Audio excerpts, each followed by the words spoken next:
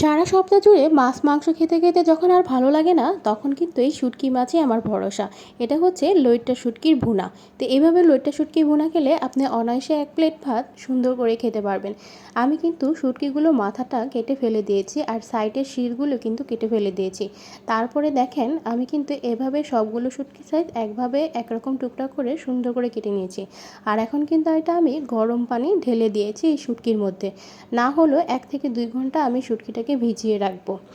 একদম পুরা গরম না, একদম কুসুম কুসুম গরম পানিতে কিন্তু আমি ভিজিয়ে রেখেছি।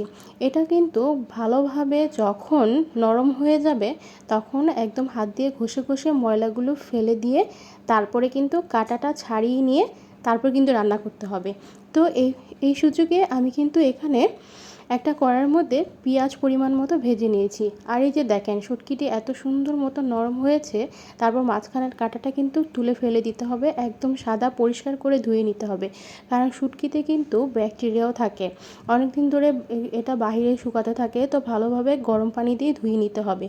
তো এখানে কিন্তু আমি কতগুলো দেশি রসুনও দিয়ে দিয়েছি। এরপরে ভালো মতো শুটকি দিয়ে নাড়াচাড়া করে তারপর পানি দিয়ে এখন প্রয়োজনীয় মশলাগুলো দিয়ে দিচ্ছি। 1 চামচ হলুদ, 1 চামচ লবণ, 1 চামচ মরিচের গুঁড়া, 1 চামচ আদা বাটা, 1 চামচ হচ্ছে অল্প পরিমাণে জিরা।